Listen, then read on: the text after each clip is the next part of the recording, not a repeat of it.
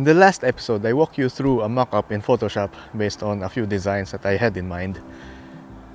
And there's this one design that I particularly liked, and that was the second idea, wherein I integrated the bowl directly into the existing design. The whole idea revolves around the concept of having a lake. The stream would fill up the lake collects the water, and from the lake in the bowl there would be some plants flowing out like a waterfall into the sea of succulents. So that was the design peg. Now, being able to visualize that in Photoshop is one thing. Actually doing that in real life is another. So let's see where we go today.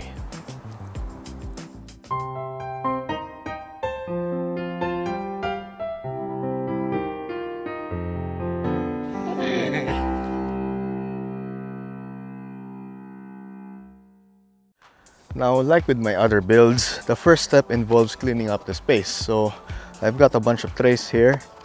I'll be placing all the plants that would be affected, temporarily moving them here and place them back in later on when I'm ready to fill up the gaps again. The first step is to remove all of these plants and maybe some of the rocks here to make space for the bowl as I adjust the placement of the bowl. And this step is what is called the staging.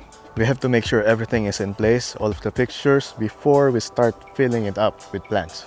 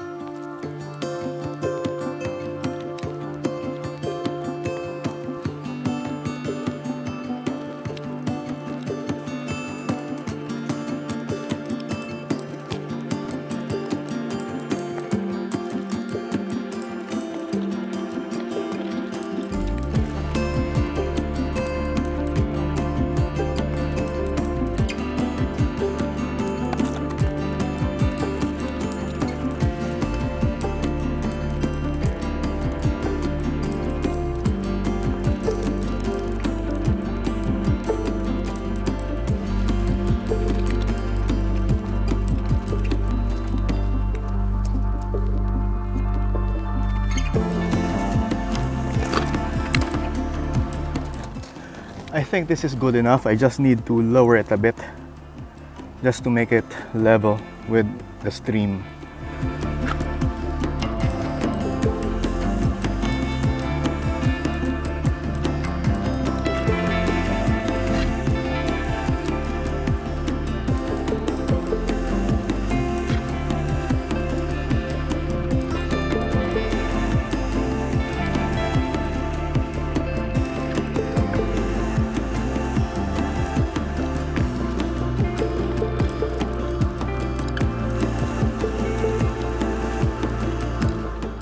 Now that I've got a bowl where I want it, it's time to start filling it up. I have to decide whether I want to include some rocks in here, because placing some rocks would make it infinitely harder to plant in. But that's the general idea. I want the flow of the glauca to continue on here, so I'll be diverting everything. Instead of continuing down here, they would be flowing into the bowl, pooling up somewhere in here before it drips out and into the sea of blue. Before I can do all of that, I would need to remove all of these plants right here, including this lilachina, and maybe I could move some of the rocks that I extracted and position them here, you know, just to block off the stream. Let's get to work.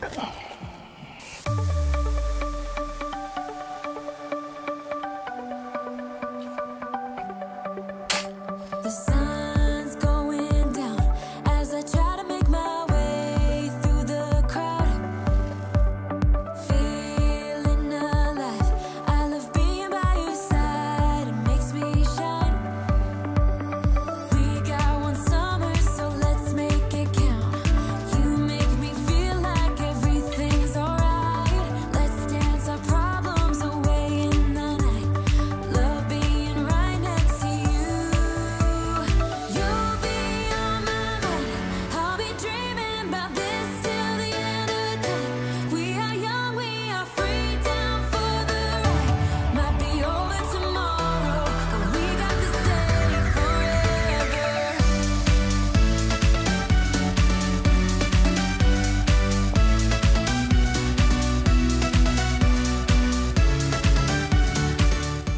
Now that I've cleared up this area, I need to start thinking about the plants that I'll be using here.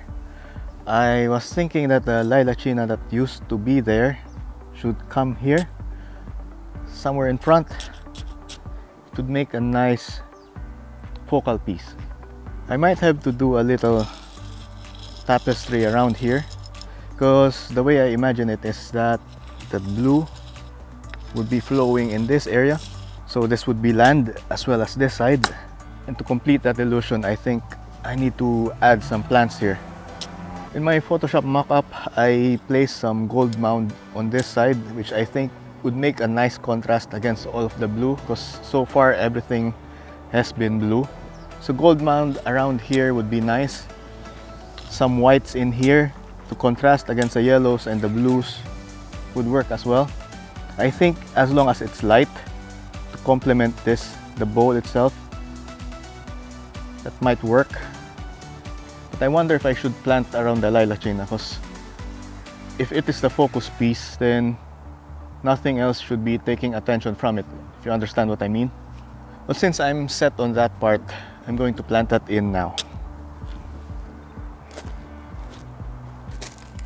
Before planting, I have to make sure that I remove all of the dead leaves and make sure that there's no tangled roots. That way it will be able to spread its roots rather quickly. So remove the dead leaves. There's lots and lots of dead leaves here. It's quite an old plant, so what can you expect? Apart from removing the dead leaves underneath, I need to remove all of the existing soil, because the new soil is better than the old one that I'm using here. It's too compacted, it's retaining too much water, so yeah, I would definitely need to replace this. Have a look at those roots. So thick. Thick boy.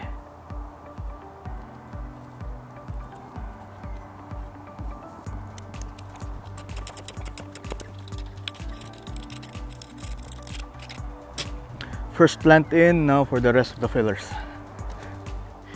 When planting the glauca rosettes, I'm going to separate them this time. Unlike,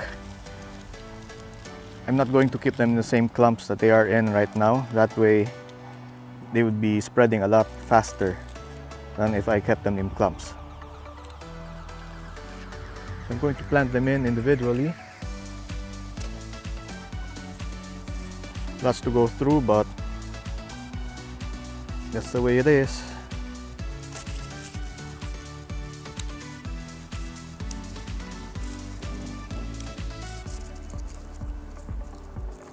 Another reason why you would want to do this, to plant them individually, is that this way, as they grow, things would be growing evenly. There would be no clumps that are larger than the others. They're more or less the same size. It's a bit sparse right now, but in a few months it will be all worth it.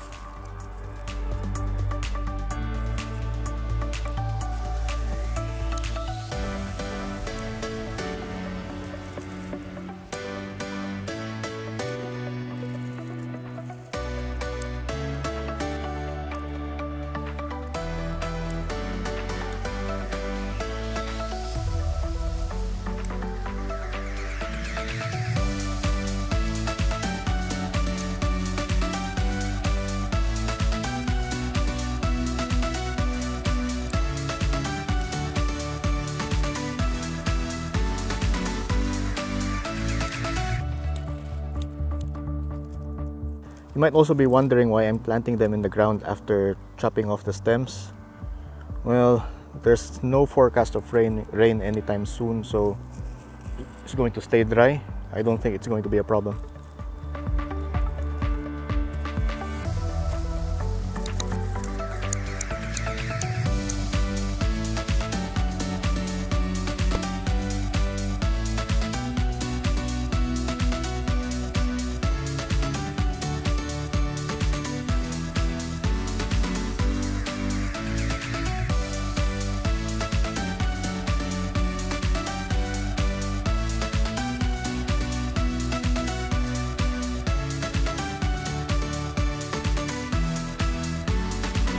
Next up are the gold mound.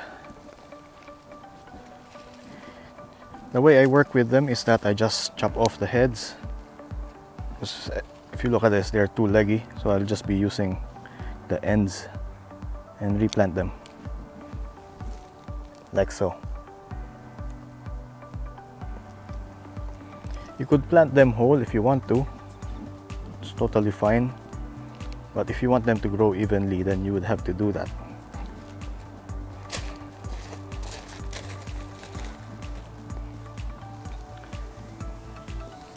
Just so there would be lots of growth, I'm going to include this clump.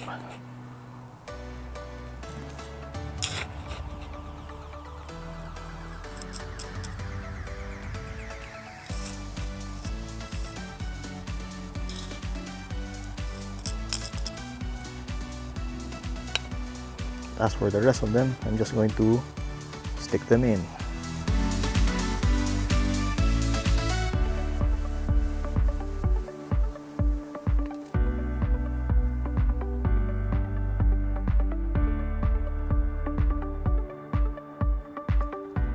I think some violet queens would be nice for this spot. Just need to clean them up though. They are quite dry and old and not doing so well.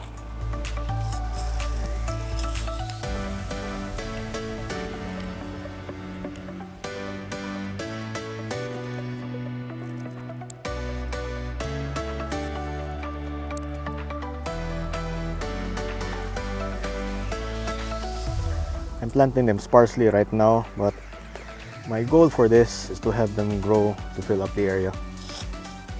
This one's produce lots of pops, so yeah, it's only a matter of time before they do.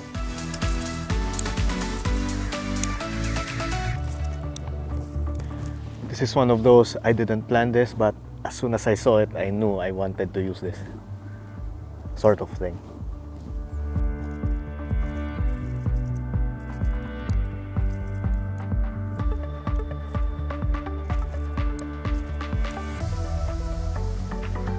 Now to grab some pearls.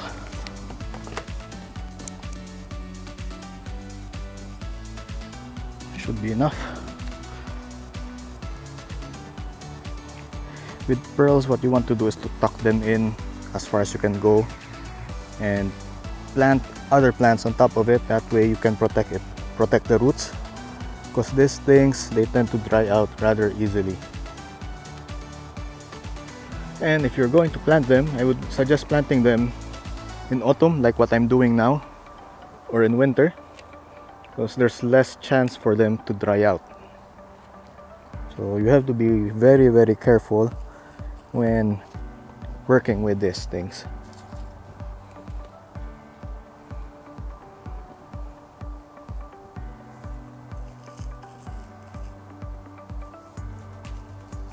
Right now I'm just staging them, just placing them in a spot where they would be hanging.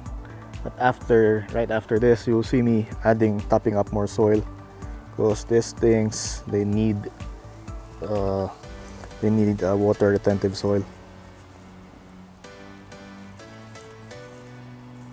Need to be held in place as well. These things, so finicky. Another technique that you could do is just to plant a very huge clump of them. Some of them would die this way, but the rest, those that dry out, or at least those at the top, would protect the ones underneath them. So yeah.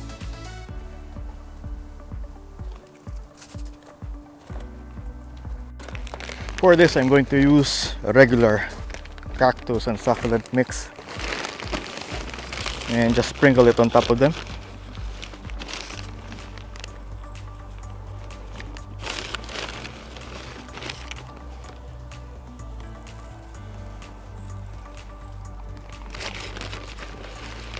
Eventually my watering would be spilling this out, clean it up, but until then there would be enough time for them to rejuvenate their roots and just pretty much have a better hold.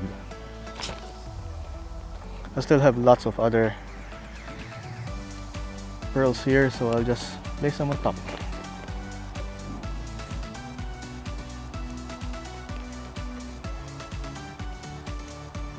Look at the roots on this one.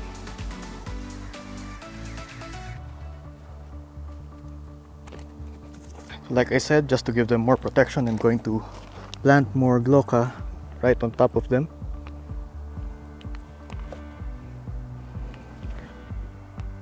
This works two ways.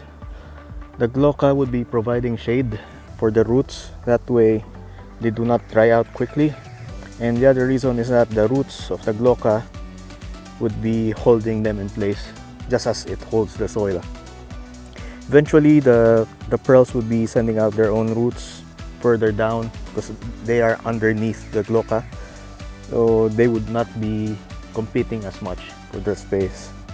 I'm also using some premium cactus and succulent mix on the ground where the pearls are touching, because this would give them a boost or somewhere to hold, or something nutritious to hold on to. In the case that the stems on the top do not make it, at least they would still be nourished somewhere at the bottom. So it works both ways. And finally, I'll be dropping in some premium soil mix between the violet queens, because they're looking quite dry and they could use the boost. The reason being that this soil mix has some controlled release fertilizer pellets. So yeah, I'm going to apply it around the lilachina and on the gold mound as well, for the same reasons.